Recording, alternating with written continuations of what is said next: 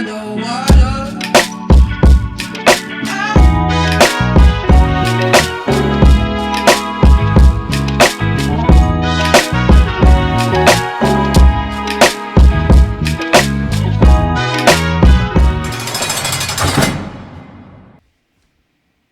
Y'all know what's going on. It's time for another episode of Doing Time with Joe.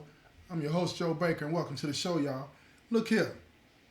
He tells his wife he's going to tell everything, but let me get back to when he went to holler at Brotnam, okay? He's asking Brotnam a lot of questions about old girl because he's trying to find out what he needs to do. And they tell him, you know what I'm saying, that she's been doing this before, that it's nothing new and all this and that. So he wants to know, is it anybody else that at the place that they were at, the prison that we were all at, that she had done this with, and how did that turn out? And they told him, you know, he can go talk to a couple other guys, and they pointed him in the right direction. And when Tim went to talk to them, they told him it played out the exact same way, and she was serious about what she meant. She ruined the relationship that dude was in. She ruined it.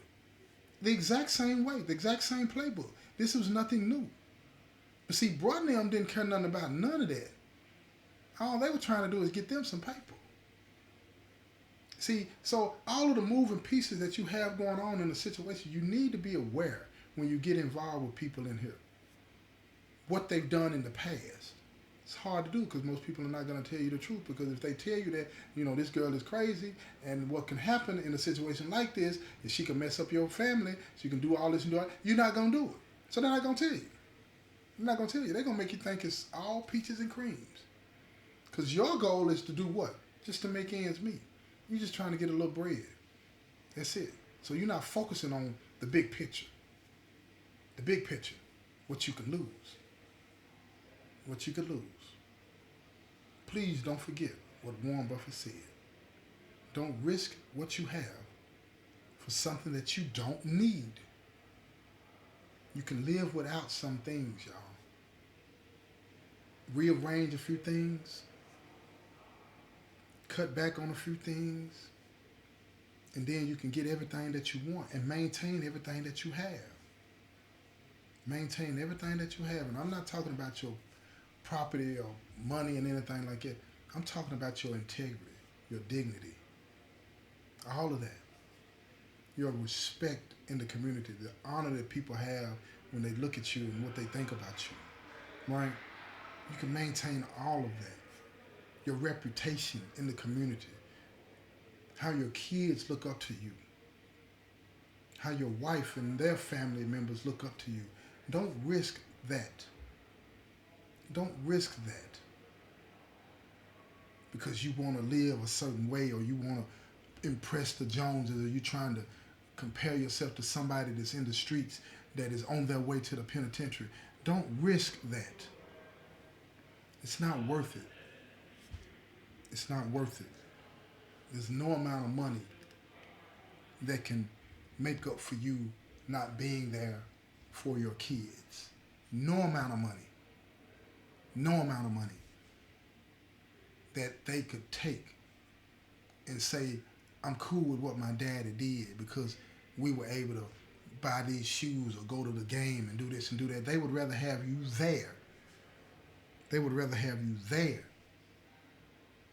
They don't want to visit you in prison. I know mine didn't. But that's what we do. So now, he got gal, she come to visit him. And he's talking to her, and he's getting angry because she's acting as if everything fine. Now she want to hold his hands and all this and that and be talking soft to him as if ain't nothing happened. As if she ain't tried to blackmail him and threaten him and all of this whole kind of stuff, right? And it dawns on him, the more she talks, the more he realizes he gonna have to come clean. He gonna have to come clean to his wife, because if he don't, she gonna put it all out there, and then it's over for real. Man, listen to me. The worst thing, listen to me. I can't even imagine if my gal were to receive a videotape or an audio tape of me having relations on the phone with another gal, and she not be so angry and hurt with me that it's over. I can't see her saying we gonna get through this. I can't see it. I can't see it. And I wouldn't blame her. I would not be mad at all. I could not be. How could I? How could I be? See, that's the kind of situation that he's facing. So he realizes that he has to do it because she's going to do it. She's going to do it. But see, in that moment, he has to continue to play his role. He has to continue to make her believe that he's straight with everything and he going to work it out, you know. And as the visit continues, she starts to notice that his mood is a little different. And she tells him, she shoots that warning shot at him. She said, don't be playing me.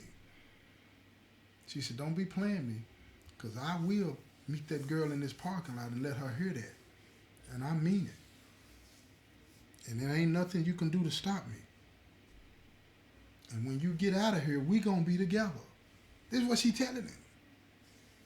This is what she telling him. That's just the business. This is what she telling him. And she means it.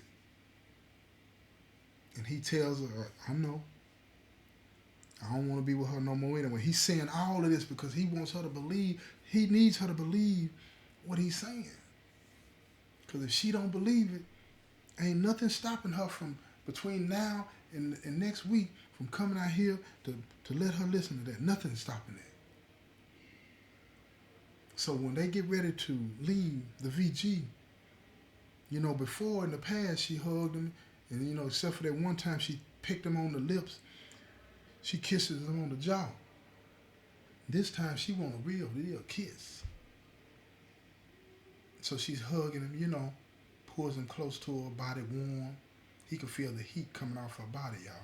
You feel me? And he can feel her breathing on his neck while she's hugging him, and she sticks her tongue out and she runs her tongue up the side of his neck and nibbles on the bottom of his earlobe, and then she makes her way around past his jaw, and then she finds a way to his lips and she's kissing him. And she runs her tongue across his lips in a seductive and slow way to where his body's aroused and she can feel it. She can tell that he's responding to what she's doing. And she says, you like it, don't you, baby? And he knows that he has to say yes. He knows it. He's positioning on the chessboard, y'all. He's playing the game that he has to play. Because if he don't, he's going to be conquered. He's going to become a possession. And he don't want that. All he's thinking about is what he has to do when he gets back to the unit. And after they stop kissing and she leaves the VG, he tells her that he loves her because that's what she requires. Did you hear me? So he tells her that. So when he gets back to the phone, he tells his wife that he crossed some lines. And he apologizes first for trying to make her believe that what she was thinking and feeling when she came up to visit was wrong, because he told her, he said, you were right. But I was only thinking about myself. I wasn't thinking about you and the kids. I just wanted to continue to make money, and whatever I had to do, I wanted to do it. And she said, get to it. And he told her about the tape. And he told her about how a girl was trying to blackmail him. He told her everything, and she cried, and she cried, and she cried, and he called her back, and she was crying still, and she finally told him, she said, I need some time. I need some time. And that's understandable, y'all. How you gonna be doing all of what you were doing, and then when your girl say she needs some time, that you would say no? So he didn't. He told her, I understand. But he also told her that he loved her, and he was sorry. So when he got off the phone, he didn't know what the future held for him. He did not know. 1 month goes by, 2 months goes by, and the conversations are still not like they used to be. They're just not. And then he called her one day on that 3rd month. She didn't answer the phone. And this persisted for about a week where she don't answer the phone. She just can't, she can't do it. She can't do it. But see, his negative mind went all the way left. Got to thinking crazy and all this and that, right?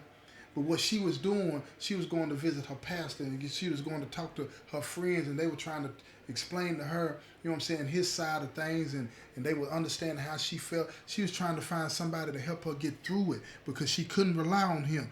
She had lost that part for him that she knew that he was her rock. He wasn't her rock no more. But she didn't want to violate her vows. She could have, but she didn't. She talked to her family and her friends, and she was open and honest with them about what was going on, and her daddy set her down. And her daddy told her, men make mistakes. Childish, stupid things. And he said, you got a choice to make. If you stay with him, you have to forgive him. If you leave him, you have to forgive him. So you can move on with your life. It's not about him. And he asked her, do you still love him? And she said, of course I still love him. And he said, do you want to be with him? She said, of course I want to be with him, but this is bothering me. And he said, it's supposed to. It's supposed to. Your man was having phone relations with another woman. It's supposed to bother you. It's supposed to bother you. But the question is, are you strong enough and committed enough to fight through this? And she said, I don't know. And then that's when her dad opened up and told her a story about some things that he had done in the past to her mama. See, this grown folk conversation, y'all. This is a grown man, a daddy telling his daughter he's made mistakes too. And he told her that your mama forgave me. And look at us now. You would have never known if I didn't tell you this. Don't think that people are perfect, because they're not. But don't let people play you either. If he's sincere, you'll be able to tell.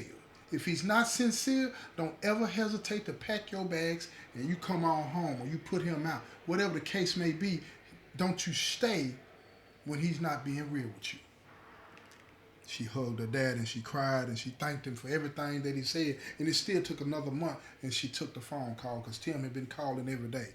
And when she picked up the phone, she told him, I love you and we gonna be all right.